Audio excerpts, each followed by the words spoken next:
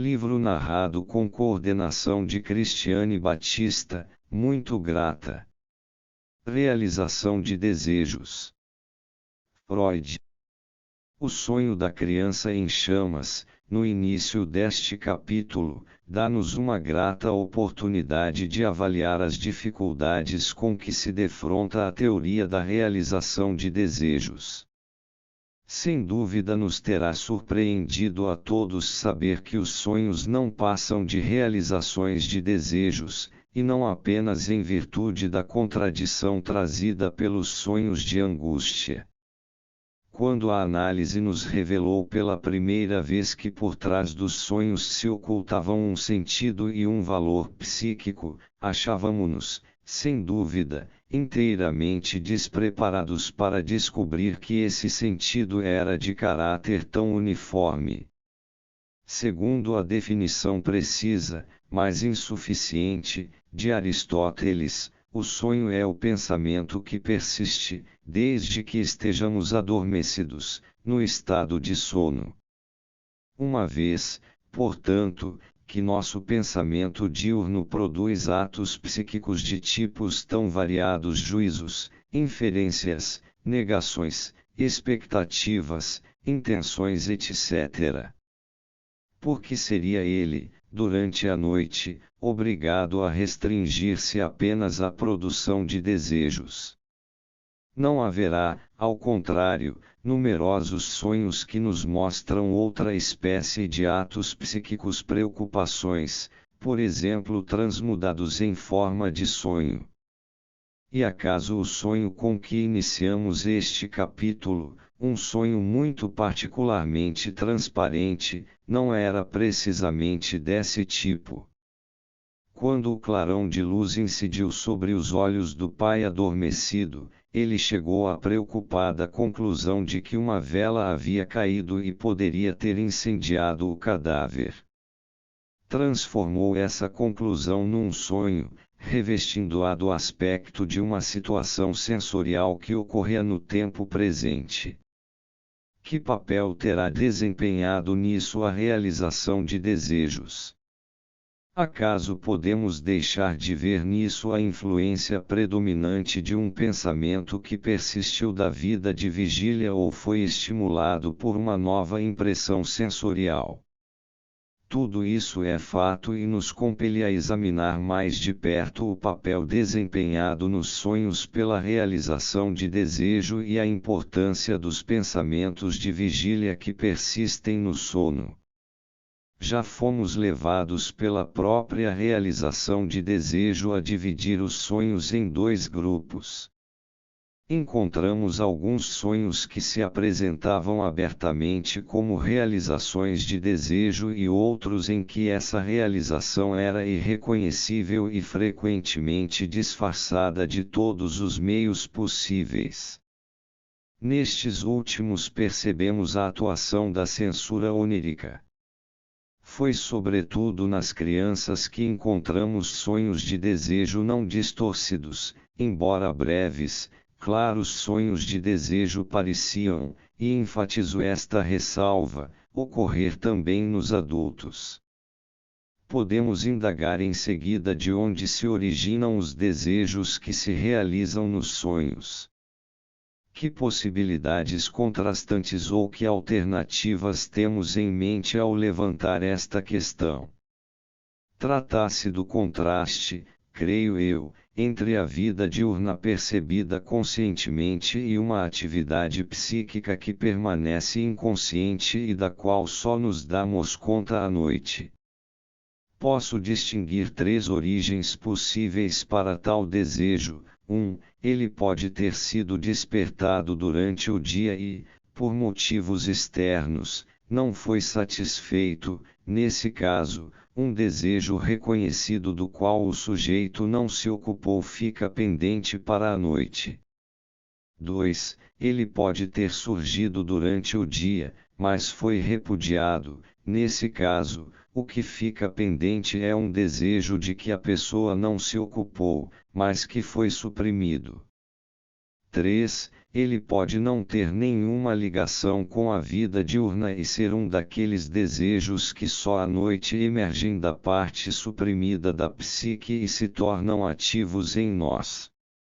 Se nos voltarmos de novo para nosso quadro esquemático do aparelho psíquico, localizaremos os desejos do primeiro tipo no sistema PCs. Suporemos que os desejos do segundo tipo foram forçados a recuar do sistema PCs para o ICS, único lugar onde continuam a existir, se é que o fazem, e concluiremos que os impulsos desejosos do terceiro tipo são inteiramente incapazes de transpor o sistema ICS.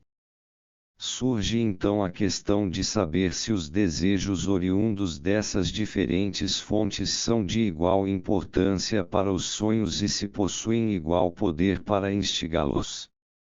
Se, para responder a essa questão, voltarmos os olhos para os sonhos de que dispomos, logo nos lembraremos de que é preciso acrescentar uma quarta fonte dos desejos oníricos, ou seja, os impulsos desejosos atuais que surgem durante a noite, por exemplo, os estimulados pela sede ou pelas necessidades sexuais.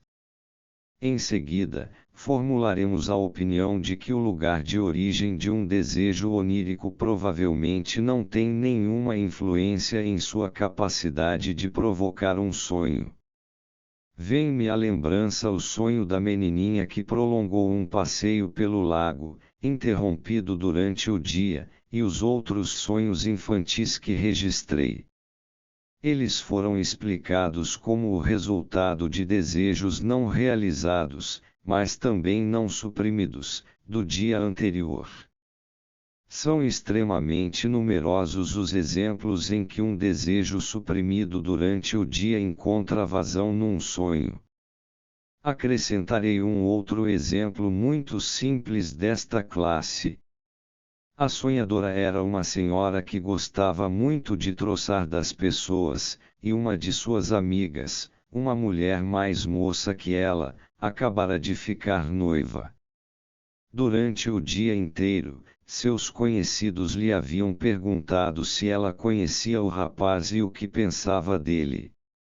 Ela responderá apenas com elogios, com os quais havia silenciado seu juízo real, pois na verdade gostaria de ter dito a verdade que ele era um Dutzendme literalmente, um homem às dúzias, um tipo muito comum de pessoa gente como ele aparecia às dúzias.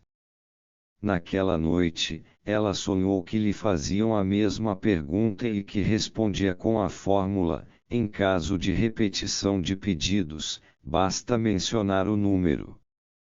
Por fim, mediante numerosas análises, descobrimos que, sempre que um sonho sofre distorção, o desejo brotou do inconsciente e foi um desejo que não pôde ser percebido durante o dia.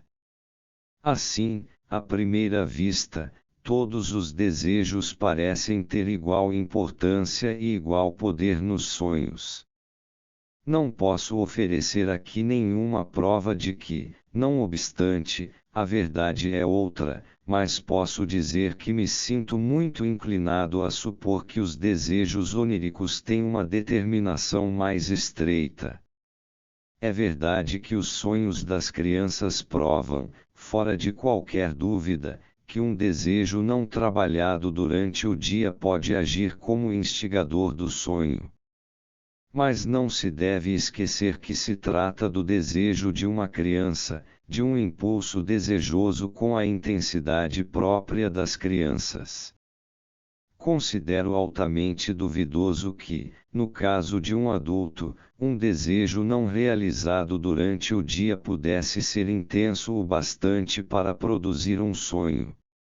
Ao contrário, parece-me que, com o controle progressivo exercido sobre nossa vida instintual pela atividade do pensamento, ficamos cada vez mais inclinados a renunciar, por ser inútil, à formação ou retenção de desejos tão intensos quanto os que as crianças conhecem.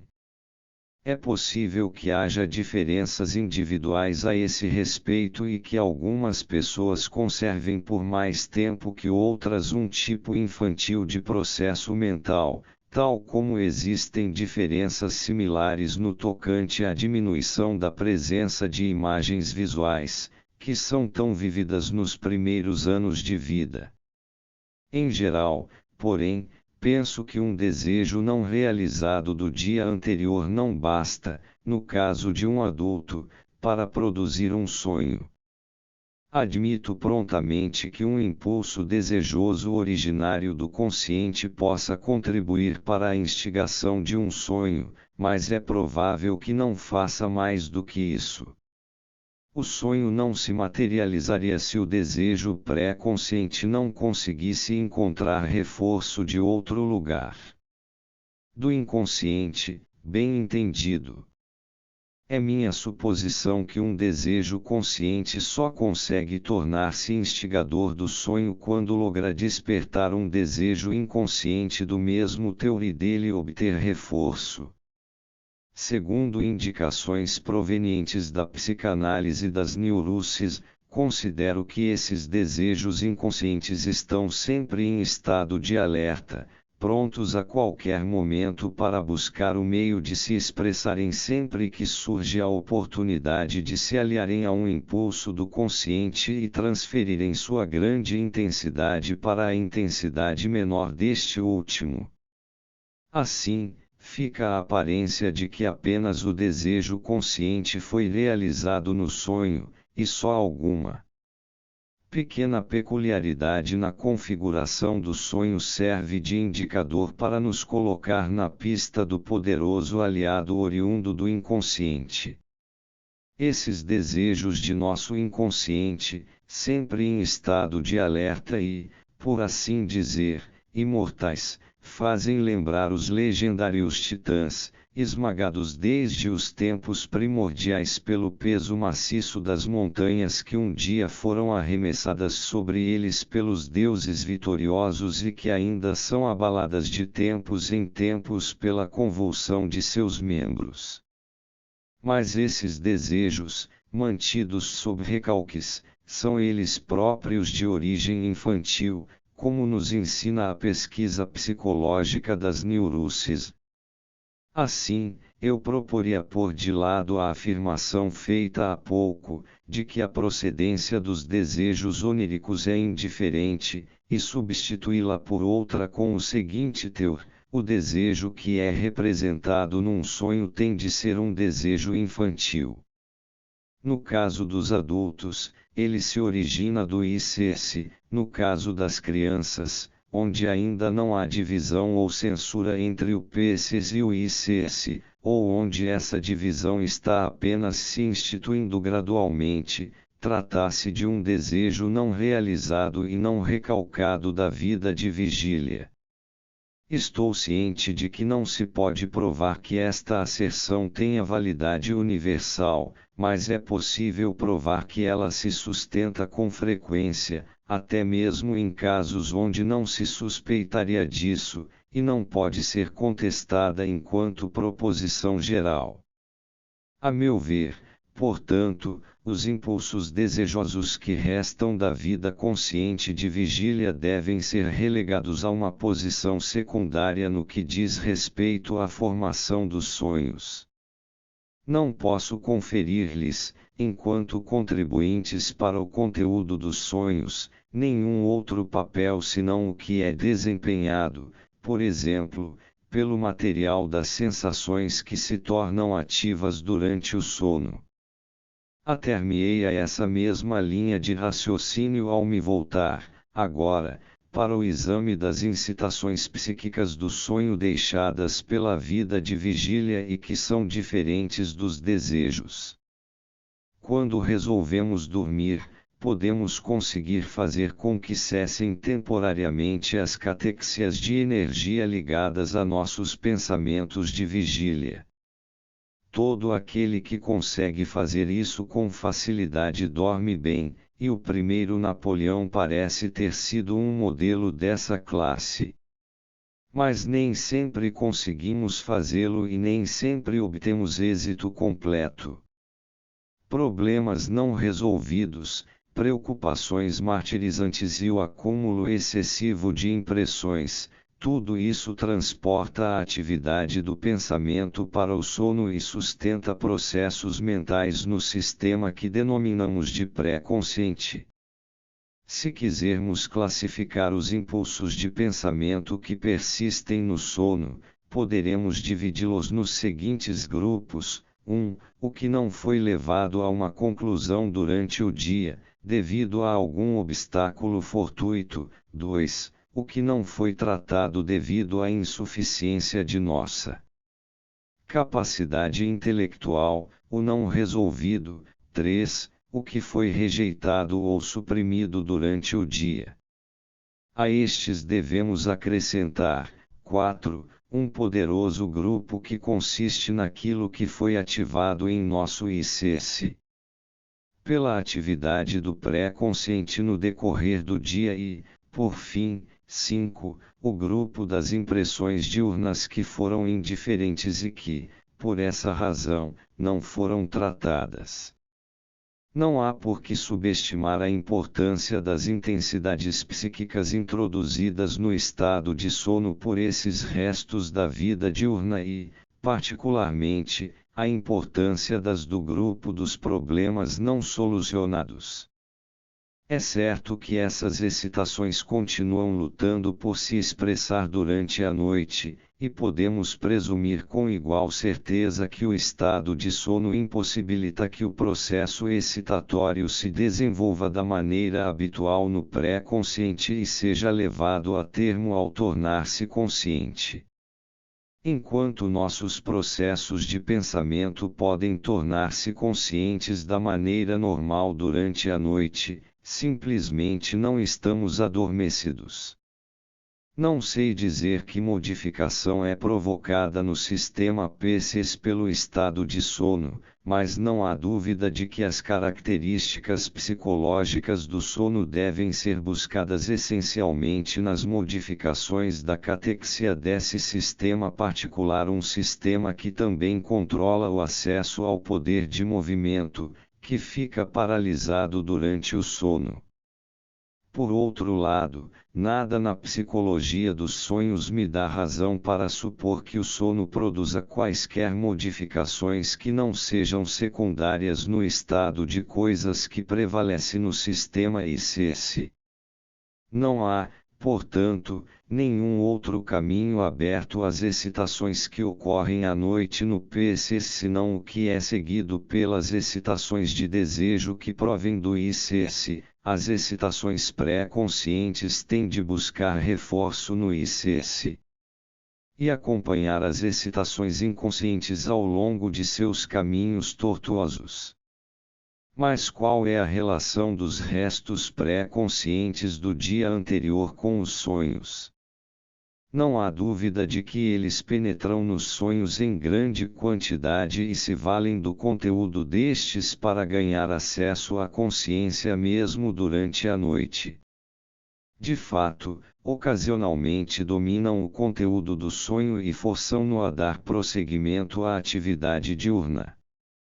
É também certo que os restos diurnos podem ter qualquer outro caráter além do de desejos, mas é altamente instrutivo nesse contexto e de importância positivamente decisiva para a teoria da realização de desejo observar a condição a que eles têm de submeter-se para serem acolhidos num sonho.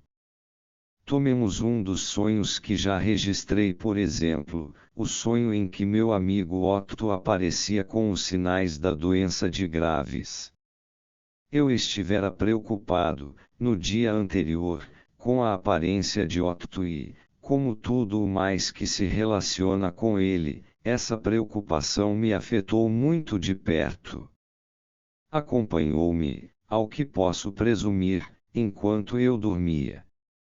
É provável que eu estivesse ansioso por descobrir o que poderia andar errado com ele.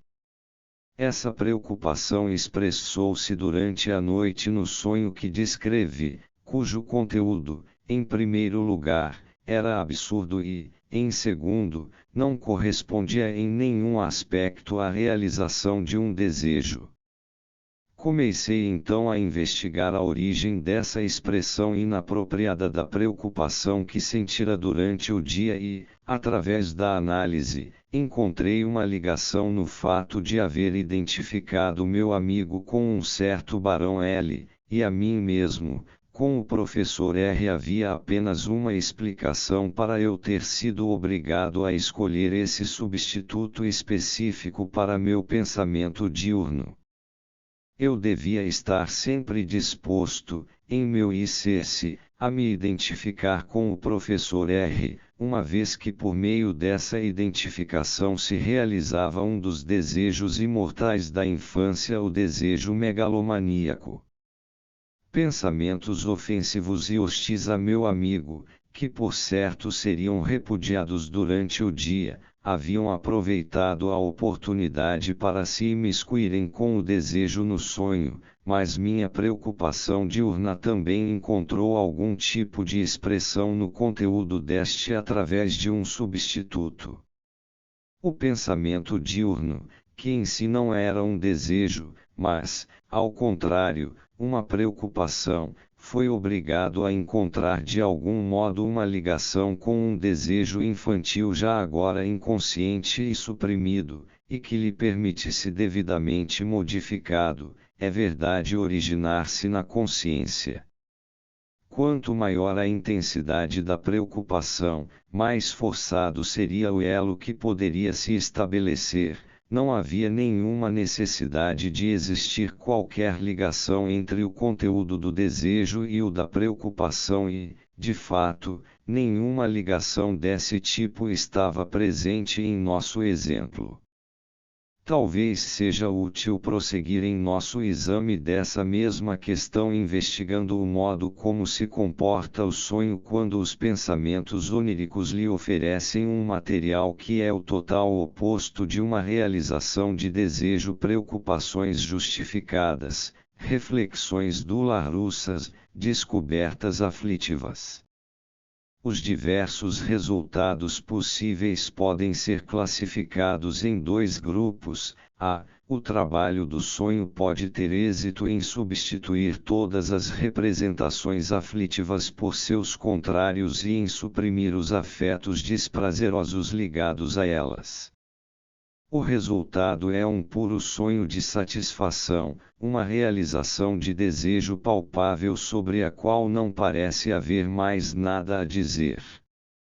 B. As representações aflitivas, modificadas em maior ou menor grau, mas mesmo assim bem reconhecíveis, podem ganhar acesso ao conteúdo manifesto do sonho. É este o caso que levanta dúvidas sobre a validade da teoria do desejo nos sonhos e exige novas investigações. Esses sonhos de conteúdo aflitivo podem ser vivenciados com indiferença ou podem ser acompanhados pela totalidade do afeto aflitivo que seu conteúdo de representações parece justificar, ou podem até levar ao desenvolvimento de angústia e ao despertar. A análise demonstra que também esses sonhos desprazerosos são realizações de desejo, tanto quanto os demais. Um desejo inconsciente e recalcado, cuja realização o ego do sonhador não poderia deixar de vivenciar como algo aflitivo, aproveitou a oportunidade que lhe foi oferecida pela catexia persistente dos restos diurnos penosos da véspera, deu-lhe seu apoio e assim tornou-se capazes de penetrar num sonho. Mas, enquanto no grupo A o desejo inconsciente coincidia com o consciente, no grupo B se revela o abismo entre o inconsciente e o consciente, entre o recalcado e o ego, e se realiza a situação do conto de fadas dos três desejos concedidos pela fada ao marido e à mulher, ver nota 35 do capítulo 7. A satisfação pela realização do desejo recalcado pode revelar-se tão grande a ponto de contrabalançar os sentimentos dolorosos ligados aos restos diurnos. Nesse caso, o tom afetivo do sonho é indiferente, apesar de ele ser, por um lado, a realização de um desejo e, por outro, a realização de um temor. Ou pode suceder que o ego adormecido tenha uma participação ainda maior na formação do sonho, reaja à satisfação do desejo recalcado com violenta indignação, e ainda ponha termo ao sonho com um surto de angústia. Assim, não há dificuldade em perceber que os sonhos desprazerosos e os sonhos de angústia também são realizações de desejos, no sentido de nossa teoria, tanto quanto os sonhos de óbvia satisfação. Os sonhos desprazerosos podem ser também sonhos de punição. É forçoso admitir que reconhecer sua existência significa, em certo sentido, um novo acréscimo à teoria dos sonhos. O que neles se realiza é também um desejo inconsciente, a saber, o desejo do sonhador de ser punido por um impulso desejoso recalcado e proibido. Nessa medida, tais sonhos se enquadram no requisito aqui estabelecido de que a força propulsora para a formação do sonho seja fornecida por um desejo pertencente ao inconsciente. Uma análise psicológica mais minuciosa, no entanto, mostra como eles diferem de outros sonhos de desejo. Nos casos que formam o grupo B, o desejo formador do sonho é inconsciente e pertence ao recalcado, ao passo que, nos sonhos de punição, embora se trate também de um desejo inconsciente, ele deve ser considerado pertencente não ao recalcado, mas ao ego.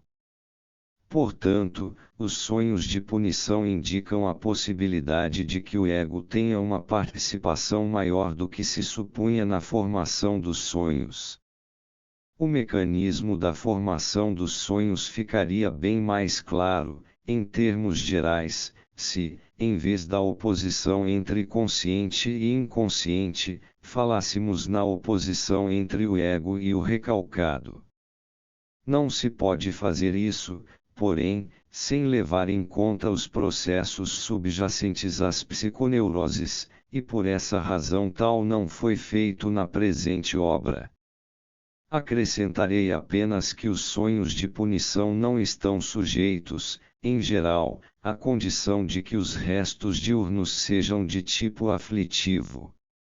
Ao contrário, ocorrem com mais facilidade quando se dá o oposto, quando os restos diurnos são pensamentos de natureza satisfatória, mas a satisfação que expressam é proibida. O único vestígio desses pensamentos a aparecer no sonho manifesto é seu oposto diametral, como no caso dos sonhos pertencentes ao grupo A. A característica essencial dos sonhos de punição, portanto, seria que, em seu caso, o desejo formador do sonho não é um desejo inconsciente derivado do recalcado, do sistema ICS, mas um desejo punitivo que iride contra este e pertence ao ego, embora seja, ao mesmo tempo, um desejo inconsciente, isto é, pré-consciente. Relato agora um de meus próprios sonhos, para ilustrar o que acabo de dizer e, em particular, a maneira como o trabalho do sonho lida com um resto diurno de expectativas penosas do dia anterior. Começo indistinto.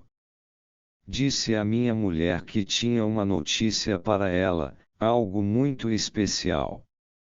Ela ficou assustada e se recusou a ouvir. Garanti-lhe que, pelo contrário, era algo que ela ficaria muito contente em ouvir, e comecei a contar-lhe que o corpo de oficiais de nosso filho enviara uma soma em dinheiro, 5.000 coroas. Algo a respeito de uma distribuição. Entre mentes, eu fora com ela até um quartinho, parecido com uma despensa, procurar alguma coisa. De repente, vi meu filho aparecer. Não estava de uniforme, mas num traje esportivo apertado, como uma foca, com um bonezinho. Trepou num cesto que estava ao lado de um armário, como se quisesse pôr algo em cima dele. Chamei-o, nenhuma resposta. Pareceu-me que seu rosto ou sua testa estavam enfaixados. Ele estava acomodando alguma coisa na boca, empurrando algo para dentro dela. E seus cabelos estavam salpicados de grisalho. Pensei, será que ele está tão exausto assim? E será que usa dentes postiços? Antes que pudesse chamá-lo de novo, acordei, sem sentir angústia, mas com o coração batendo depressa. Meu relógio de cabeceira marcava 2:30. Mais uma vez, é-me impossível apresentar uma análise completa. Tenho de restringir-me a ressaltar alguns pontos salientes. Foram as expectativas penosas do dia anterior que deram origem ao sonho. Ficáramos outra vez, por mais de uma semana, sem notícias de nosso filho que estava na frente de batalha. É fácil perceber que o conteúdo do sonho expressava a convicção de que ele fora ferido ou morto.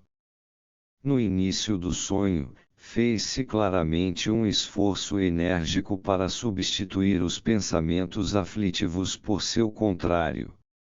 Eu tinha uma notícia agradabilíssima para comunicar: qualquer coisa sobre dinheiro remetido, distinção, distribuição. A soma em dinheiro derivava de uma ocorrência agradável em minha clínica médica, foi uma tentativa de afastamento completo do assunto. Mas esse esforço fracassou. Minha mulher desconfiou de algo terrível e se recusou a me escutar. Os disfarces eram tênues demais e as referências ao que se procurava recalcar ressaltavam neles por todos os lados. Se meu filho houvesse tombado morto, seus colegas de farda devolveriam seus pertences e eu teria de distribuir o que ele tivesse deixado entre seus irmãos e outras pessoas. Frequentemente se confere uma distinção ao oficial que tomba no campo de batalha.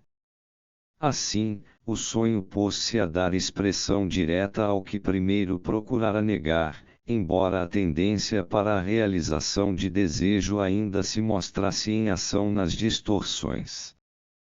Não há dúvida de que a mudança de lugar, durante o sonho, deve ser entendida como o que Silberer descreveu como simbolismo do umbral. Não sabemos dizer, é verdade, o que foi que deu ao sonho a força impulsora para expressar dessa forma meus pensamentos aflitivos. Meu filho não apareceu como alguém que caía, mas como alguém que estava subindo. De fato, fora um entusiástico alpinista. Não estava de uniforme, mas usando um traje esportivo. Isto significava que o lugar do acidente agora temido tinha sido tomado por um acidente anterior, relacionado com o esporte, é que ele sofrera uma queda durante uma excursão de esqui e quebrara o fêmur. A maneira como estava vestido, por outro lado, e que o fazia parecer uma foca, lembrou de imediato alguém mais jovem, nosso netinho tão engraçado. Já o cabelo grisalho fez-me lembrar o pai deste, nosso genro, que fora duramente atingido pela guerra. Que significaria isso? Mas já falei bastante a respeito. A localização numa despensa e o armário de onde ele queria tirar algo, sobre o qual queria pôr alguma coisa, no sonho, estas alusões fizeram-me lembrar inequivocamente de um acidente que eu mesmo me causei quando tinha mais de 2 anos, mas ainda não chegara aos 3. Eu havia trepado num banco na despensa para pegar alguma coisa boa que estava sobre um armário ou mesa. O banco virou e sua quina me atingiu por trás da mandíbula inferior. Reflete que poderia muito bem ter perdido todos os dentes. Essa lembrança foi acompanhada por um pensamento admonitório: é bem feito para você, e isso parecia um impulso hostil dirigido ao valente soldado. Uma análise mais profunda permitiu-me enfim descobrir que o impulso oculto poderia haver encontrado satisfação no temido acidente com meu filho. Era a inveja que sentem dos jovens aqueles que envelhecerão, e que estes acreditam haver sufocado por completo. E não há dúvida de que foi precisamente a intensidade da emoção penosa que teria surgido se tal infortúnio houvesse realmente acontecido que levou essa emoção a buscar uma realização de desejo recalcada desse tipo para assim encontrar algum consolo. Agora estou em condições de dar uma explicação precisa do papel desempenhado nos sonhos pelo desejo inconsciente. Estou pronto a admitir que há toda uma classe de sonhos cuja instigação provém principalmente, ou até de maneira exclusiva, dos restos da vida diurna. E penso que até meu desejo de enfim tornar-me professor extraordinário poderia ter me deixado dormir em paz aquela noite, se a preocupação com a saúde de meu amigo não houvesse persistido desde o dia anterior. Mas a preocupação, por si só, não teria formado um sonho. A força impulsora exigida pelo sonho tinha de ser suprida por um desejo. Cabia à preocupação apoderar-se de um desejo que atuasse como força propulsora do sonho. A situação pode ser explicada por uma analogia. O pensamento diurno pode perfeitamente desempenhar o papel de empresário do sonho, mas o empresário, que, como se costuma dizer, tem a ideia e a iniciativa para executá-la, não pode fazer nada sem o capital. Ele precisa de um capitalista que possa arcar com o gasto, e o capitalista que fornece o desembolso psíquico para o sonho é, invariável e indiscutivelmente, sejam quais forem os pensamentos do dia anterior, um desejo oriundo do inconsciente.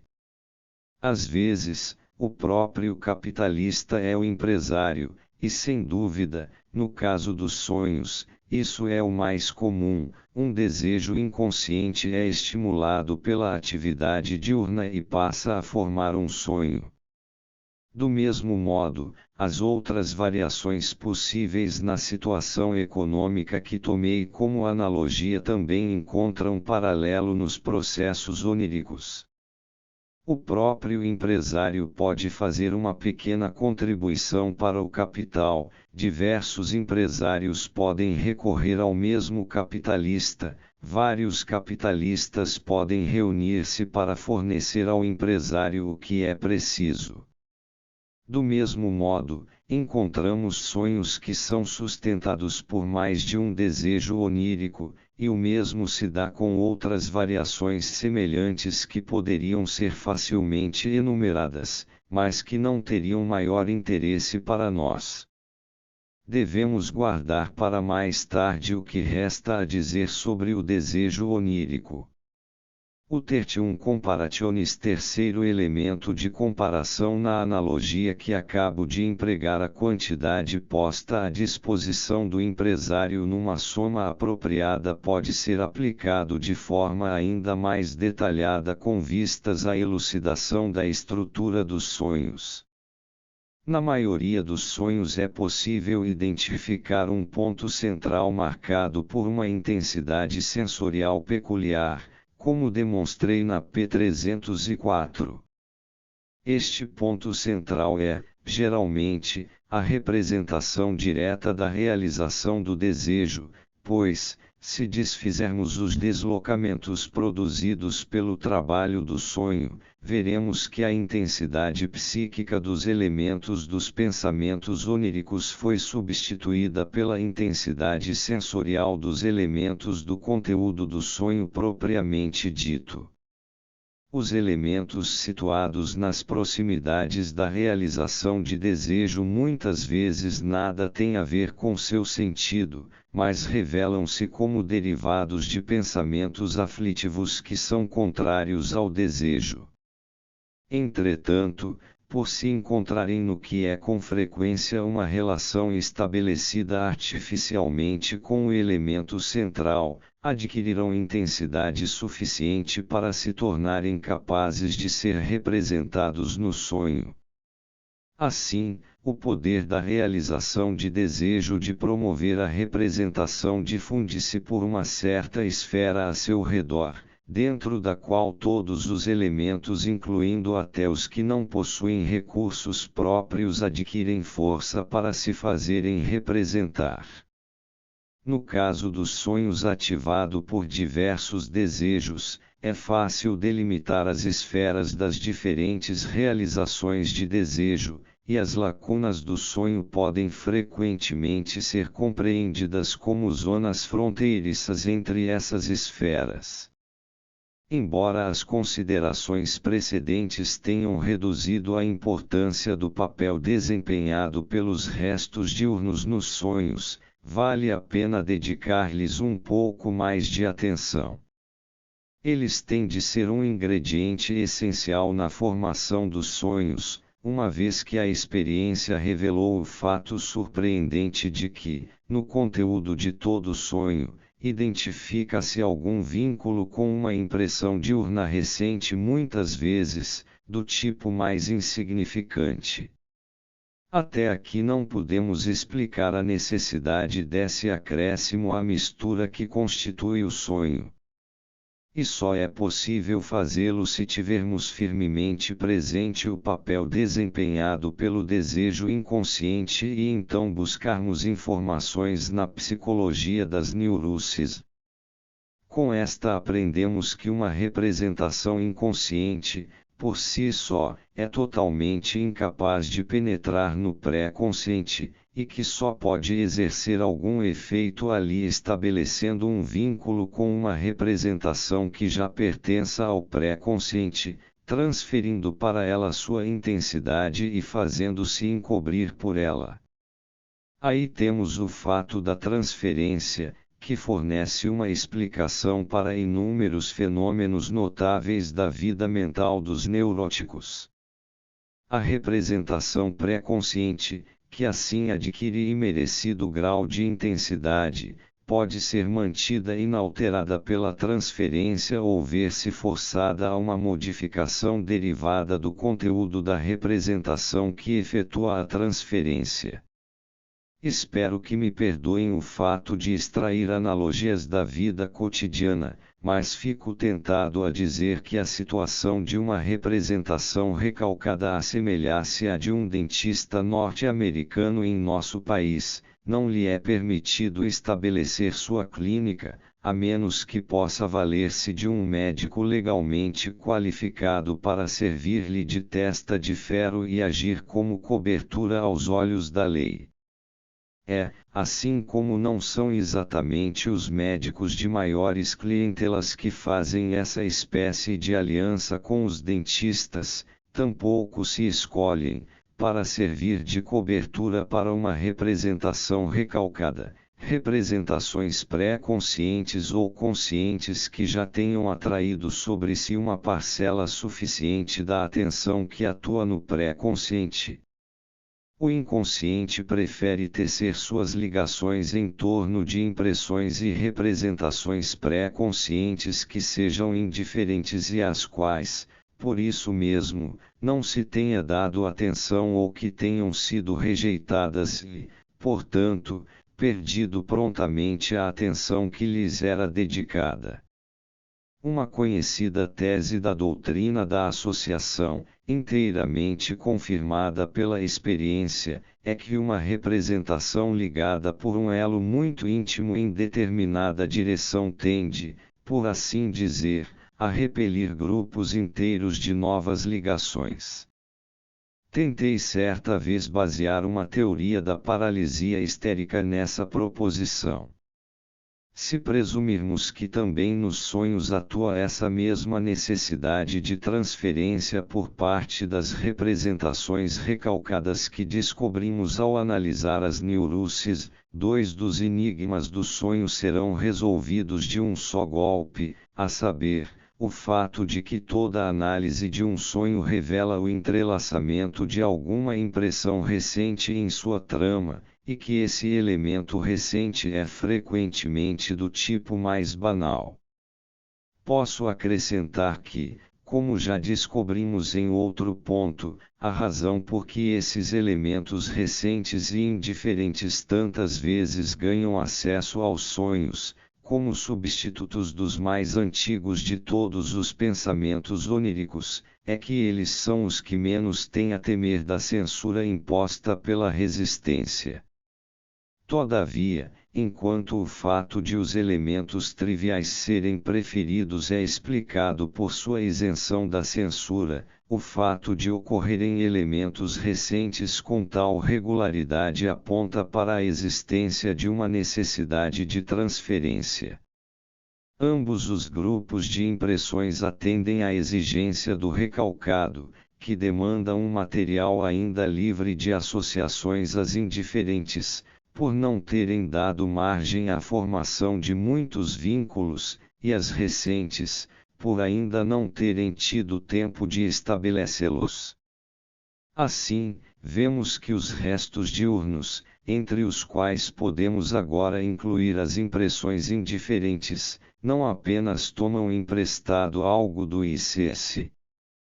Quando conseguem participar da formação do sonho, ou seja, a força instintual que está à disposição do desejo recalcado, mas também oferecem ao inconsciente algo indispensável, ou seja, o ponto de ligação necessário para uma transferência.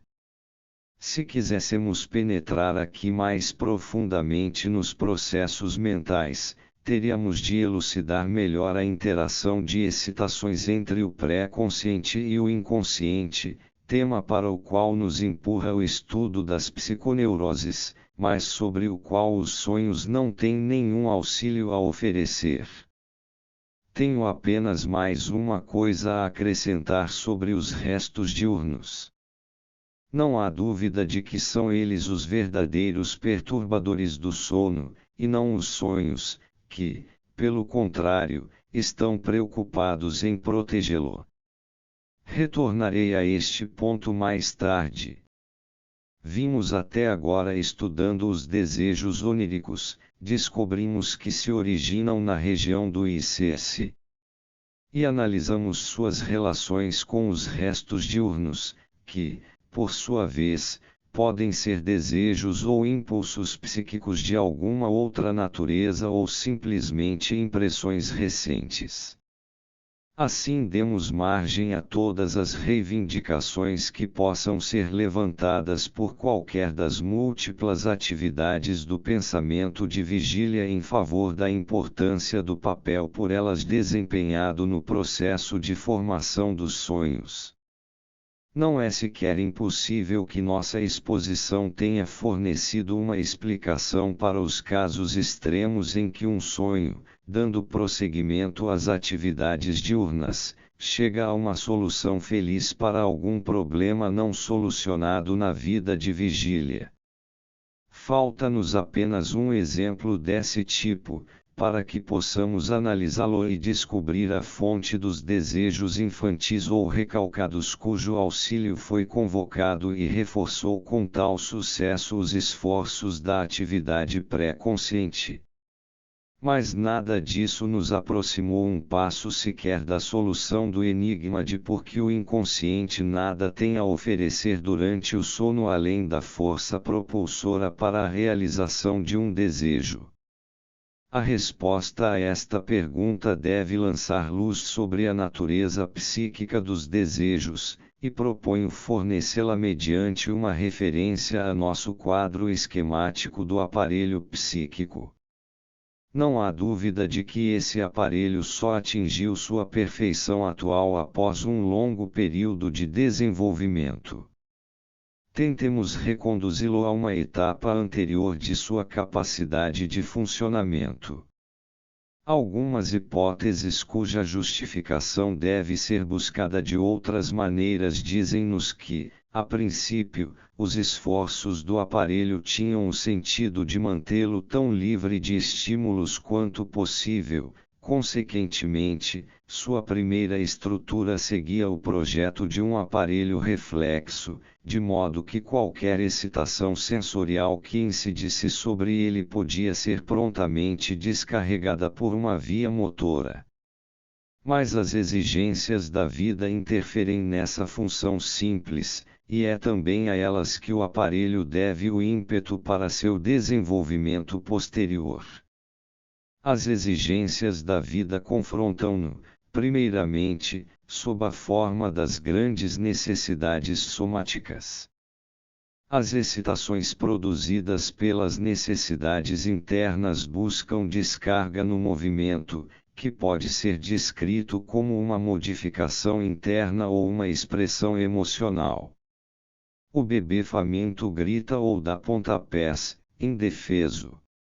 Mas a situação permanece inalterada, pois a excitação proveniente de uma necessidade interna não se deve a uma força que produza um impacto momentâneo, mas a uma força que está continuamente em ação. Só pode haver mudança quando, de uma maneira ou de outra, no caso do bebê, através do auxílio externo, chega-se a uma vivência de satisfação que põe fim ao estímulo interno. Um componente essencial dessa vivência de satisfação é uma percepção específica, a da nutrição, em nosso exemplo, cuja imagem mnêmica fica associada, daí por diante, ao traço mnêmico da excitação produzida pela necessidade. Em decorrência do vínculo assim estabelecido, na próxima vez em que essa necessidade for despertada, surgirá de imediato um impulso psíquico que procurará recatexizar a imagem mnêmica da percepção e evocar novamente a própria percepção, isto é, restabelecer a situação da satisfação original. Um impulso dessa espécie é o que chamamos de desejo. O reaparecimento da percepção é a realização do desejo, e o caminho mais curto para essa realização é a via que conduz diretamente da excitação produzida pela necessidade para uma completa catexia da percepção. Nada nos impede de presumir que tenha havido um estado primitivo do aparelho psíquico em que esse caminho era realmente percorrido, isto é, em que o desejo terminava em alucinação. Logo, o objetivo dessa primeira atividade psíquica era produzir uma identidade perceptiva, uma repetição da percepção vinculada à satisfação da necessidade. A amarga experiência da vida deve ter transformado essa atividade primitiva de pensamento numa atividade secundária mais conveniente. O estabelecimento de uma identidade perceptiva pelo atalho da regressão no interior do aparelho não tem em nenhum outro lugar da psique o mesmo resultado que a catexia dessa mesma percepção a partir do exterior. A satisfação não sobrevém e a necessidade perdura. A catexia interna só poderia ter o mesmo valor da externa se fosse mantida incessantemente, como de fato ocorre nas psicoses alucinatórias e nas fantasias de fome, que esgotam toda a sua atividade psíquica no apego ao objeto de seu desejo.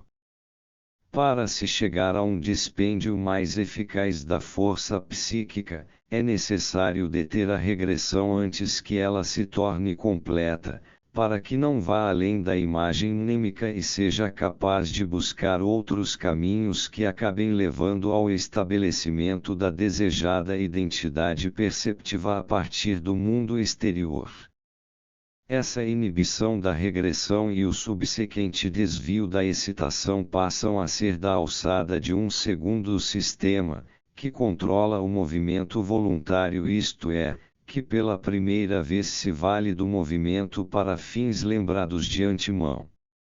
Mas toda a complexa atividade de pensamento que se desenrola desde a imagem mnêmica até o momento em que a identidade perceptiva é estabelecida pelo mundo exterior, toda essa atividade de pensamento constitui simplesmente um caminho indireto para a realização de desejo, caminho esse que a experiência tornou necessário. O pensamento, afinal, não passa do substituto de um desejo alucinatório, e é evidente que os sonhos têm de ser realizações de desejos, uma vez que nada senão o desejo pode colocar nosso aparelho mental em ação. Os sonhos, que realizam seus desejos pelo atalho da regressão, simplesmente preservarão para nós, nesse aspecto, uma amostra do método primário de funcionamento do aparelho psíquico, método este que foi abandonado por ser ineficaz. O que um dia dominou a vida de vigília, quando a psique ainda era jovem e incompetente, parece agora ter sido banido para a noite, tal como as armas primitivas abandonadas pelos homens adultos, os arcos e flechas, reaparecem no quarto de brinquedos. O sonho é um pedaço da vida anímica infantil já suplantada. Esses métodos de funcionamento do aparelho psíquico, que são normalmente suprimidos nas horas de vigília, tornam-se ativos novamente na psicose e então revelam sua incapacidade de satisfazer nossas necessidades em relação ao mundo exterior. Os impulsos desejosos inconscientes tentam claramente tornar-se efetivos também durante o dia, e o fato da transferência, assim como as psicoses, indicam-nos que eles lutam para irromper na consciência através do sistema pré-consciente e para obter o controle do poder de movimento. Assim, a censura entre o ICS e o PCS, cuja existência os sonhos nos obrigaram a supor, merece ser reconhecida e respeitada como o guardião de nossa saúde mental. Contudo, não deveríamos encarar como um ato de descuido por parte desse guardião que ele relaxe suas atividades durante a noite, permita que os impulsos suprimidos do ICS se expressem e possibilite que a regressão alucinatória volte a ocorrer. Creio que não, pois muito embora esse guardião crítico repouse e temos provas de que seus cochilos não são profundos, ele também fecha a porta à motilidade. Sejam quais forem os impulsos do ICS, normalmente inibido, que possam entrar saltitantes em cena, não há por que nos preocuparmos, eles permanecem inofensivos, uma vez que são incapazes de acionar o aparelho motor, o único através do qual poderiam modificar o mundo externo. O estado de sono garante a segurança da cidadela a ser guardada. A situação é menos inofensiva quando o que acarreta o deslocamento de forças não é o relaxamento noturno do dispêndio de força da censura crítica, mas uma redução patológica dessa força ou uma intensificação patológica das excitações inconscientes, enquanto o pré-consciente está ainda catexizado e o portão de acesso à motilidade permanece aberto. Quando isso acontece, o guardião é subjugado, as excitações inconscientes dominam o PCS e, a partir daí, obtêm controle sobre nossa fala e nossas ações, ou então forçam a regressão alucinatória e dirigem o curso do aparelho, que não se destinava a seu uso, em virtude da atração exercida pelas percepções sobre a distribuição de nossa energia psíquica. A esse estado de coisas damos o nome de psicose. Estamos agora no bom caminho para avançar na construção da estrutura psicológica, que interrompemos no ponto em que introduzimos os sistemas ICS e PCs. Mas há razões para nos determos mais um pouco em nossa apreciação do desejo como a única força impulsora psíquica para a formação dos sonhos. Aceitamos a ideia de que a razão por que os sonhos são invariavelmente realizações de desejos é que eles são produtos do sistema ICS, cuja atividade não conhece outro objetivo senão a realização de desejos e não tem sob seu comando outras forças senão os impulsos desejosos. Se continuarmos a insistir por mais um momento em nosso direito de fundamentar especulações psicológicas de tal alcance na interpretação dos sonhos, teremos o dever de provar que essas especulações nos habilitarão a inserir os sonhos numa concatenação capaz de abarcar também outras estruturas psíquicas. Se existe um sistema ICS, ou, para fins de nossa discussão, algo análogo a ele, os sonhos não podem ser sua única manifestação. Todo sonho pode ser uma realização de desejo, mas, além dos sonhos, tem de haver outras formas anormais de realização de desejo. E é fato que a teoria que rege todos os sintomas psiconeuróticos culmina numa única proposição, que assevera que eles também devem ser encarados como realizações de desejos inconscientes. Nossa explicação faz do sonho apenas o primeiro membro de uma classe que é de extrema importância para os psiquiatras e cuja compreensão implica a solução da faceta puramente psicológica do problema da psiquiatria. Os outros membros dessa classe de realizações de desejos, os sintomas histéricos, por exemplo, possuem, contudo, uma característica essencial que não consigo encontrar nos sonhos. Com as investigações que tantas vezes mencionei ao longo desta obra, aprendi que, para promover a formação de um sintoma histérico, é preciso que converjam ambas as correntes de nossa vida anímica. O sintoma não é simplesmente a expressão de um desejo inconsciente realizado, é preciso que esteja presente também um desejo do pré-consciente realizado pelo mesmo sintoma. Assim, o sintoma tem pelo menos dois determinantes, cada qual surgindo de um dos sistemas envolvidos no conflito. Tal como acontece nos sonhos, não há limite para os outros determinantes que possam estar presentes para a sobredeterminação dos sintomas. O determinante que não brota do ICS, pelo que eu pude determinar, é sempre uma cadeia de pensamentos que ligue ao desejo inconsciente uma autopunição, por exemplo. Assim, posso fazer a afirmação bastante genérica de que o sintoma histérico só se desenvolve quando as realizações de dois desejos opostos, cada qual proveniente de um sistema psíquico diferente, conseguem convergir numa única expressão. Vejam-se, a esse respeito, minhas formulações mais recentes sobre a origem dos sintomas histéricos em meu artigo sobre as fantasias histéricas e sua relação com a bissexualidade. Exemplos seriam de muito pouca serventia aqui, uma vez que nada senão uma elucidação exaustiva das complicações envolvidas seria convincente. Assim, deixo que minha afirmação se mantenha por si só e cite um exemplo apenas para deixar claro esse ponto, e não para convencer.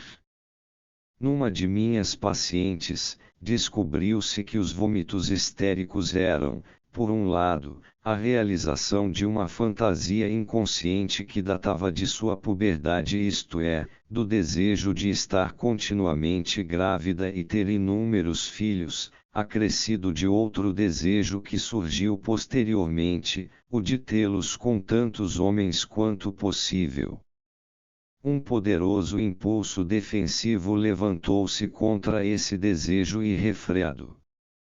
E como a paciente podia perder suas formas e sua boa aparência em decorrência dos vômitos, assim deixando de ser atraente para quem quer que fosse, o sintoma era aceitável também para a cadeia de pensamentos punitivos e, sendo permitido por ambos os lados, pôde concretizar-se. Tratava-se de um método de lidar com uma realização de desejo idêntico ao adotado pela rainha dos Partas em relação ao triunviro romano Crasso. Acreditando que ele empreendera sua campanha por amor ao ouro, ordenou à rainha que se despejasse ouro fundido em sua garganta depois que ele morreu. Agora, disse ela, tendes o que queríeis. Mas tudo o que sabemos até agora sobre os sonhos é que eles expressam a realização de um desejo do inconsciente, é como se o sistema dominante, pré-consciente, aquecesse nisso depois de insistir num certo número de distorções. Tampouco é possível, por via de regra, encontrar uma sequência de pensamentos oposta ao desejo onírico e, como sua contrapartida, realizada no sonho. Apenas aqui e ali, nas análises dos sonhos, esbarramos em sinais de criações reativas, como, por exemplo, meus sentimentos afetuosos por meu amigo R no sonho com meu tio. Mas podemos encontrar em outro lugar o ingrediente do pré-consciente que está faltando. Enquanto o desejo do ICS consegue encontrar expressão no sonho, depois de sofrer toda espécie de distorções, o sistema dominante se recolhe num desejo de dormir, realiza esse desejo promovendo as modificações que consegue produzir nas catexias no interior do aparelho psíquico, e persiste nesse desejo por toda a duração do sono. Esse firme desejo de dormir por parte do pré-consciente exerce um efeito geralmente facilitador na formação dos sonhos. Permitam-me lembrar o sonho do homem que foi levado a inferir, pelo clarão de luz que provinha do quarto contíguo, que o corpo de seu filho talvez estivesse pegando fogo. O pai fez essa inferência no sonho, em vez de se deixar acordar pelo clarão, e sugerimos antes que uma das forças psíquicas responsáveis por esse resultado foi o desejo que prolongou por aquele momento a vida do filho, a quem ele retratou no sonho. É provável que nos escapem outros desejos provenientes do recalcado, já que não podemos analisar o sonho. Mas podemos presumir que outra força impulsora na produção do sonho foi a necessidade que tinha o pai de dormir. Seu sono, tal como a vida do filho, foi prolongado por um momento pelo sonho. Deixe o sonho prosseguir, foi essa sua motivação, ou terei de acordar. Em todos os outros sonhos, tal como neste, o desejo de dormir serve de apoio ao desejo inconsciente. Na P129 e seguintes descreve alguns sonhos que pareciam claramente ser sonhos de conveniência. Na realidade, porém, todos os sonhos podem reivindicar a mesma descrição. A ação do desejo de continuar dormindo pode ser percebida com extrema facilidade nos sonhos de despertar, que modificam os estímulos sensoriais externos de maneira a torná-los compatíveis com a continuação do sono. Eles os entretecem no sonho para privá-los de qualquer possibilidade de agirem como lembretes do mundo externo. Esse mesmo desejo, contudo, deve desempenhar um papel idêntico para permitir a ocorrência de todos os outros sonhos, embora seja apenas de dentro que eles ameaçam arrancar o sujeito de seu sono. Em alguns casos, quando o sonho leva as coisas longe demais, o Pêssego diz à consciência: não dê importância. Continue a dormir. Afinal, é apenas um sonho. Mas isso descreve, em geral, a atitude de nossa atividade mental dominante para com os sonhos, ainda que ela não se expresse abertamente. Sou levado a concluir que, por toda a duração de nosso estado de sono, sabemos com tanta certeza que estamos sonhando quanto sabemos estar dormindo. Não devemos prestar demasiada atenção ao argumento contrário de que nossa consciência nunca se volta para a segunda dessas certezas, e só se volta para a primeira nas ocasiões especiais em que a censura se sente, por assim dizer, apanhada de surpresa. Por outro lado, há pessoas que, durante a noite, têm clara ciência de estar dormindo e sonhando, e que assim parecem possuir a faculdade de dirigir conscientemente seus sonhos. Quando, por exemplo, um desses sonhadores fica insatisfeito com o rumo tomado por um sonho, ele pode interrompê-lo sem acordar e reiniciá-lo em outra direção, tal como um dramaturgo popular, quando pressionado, pode dar à sua peça um final mais feliz. Ou, noutra ocasião, caso seu sonho o tenha levado a uma situação sexualmente excitante, ele pode pensar consigo mesmo: não vou continuar a sonhar com isso e me esgotar numa poluição, vou retê-la, em vez disso, para a situação real. O Marquês de Hervey de Saint-Denis, citado por Vachidi, 1911, p. 139, alegava ter adquirido o poder de acelerar o curso de seus sonhos como lhe aprouvesse e de dar-lhes o rumo que bem entendisse. É como se, em seu caso, o desejo de dormir houvesse dado lugar a outro desejo pré-consciente, a saber, o de observar seus sonhos e deleitar-se com eles. O sono é tão compatível com esse tipo de desejo quanto com uma ressalva mental para acordar, caso uma dada condição seja atendida, por exemplo, no caso de uma mãe que esteja amamentando ou de uma ama de leite. Além disso, é notório que qualquer pessoa que se interesse pelos sonhos recorda um número bem maior deles depois de acordar. Ferenczi, 1911, ao discutir algumas outras observações sobre o direcionamento dos sonhos, comenta: os sonhos elaboram por todos os ângulos os pensamentos que ocupam a mente no momento, abandonam uma imagem onírica quando ela ameaça o sucesso de uma realização de desejo e experimentam uma nova solução, até finalmente conseguirem criar uma realização de desejo que satisfaça as duas instâncias mentais como uma solução de compromisso.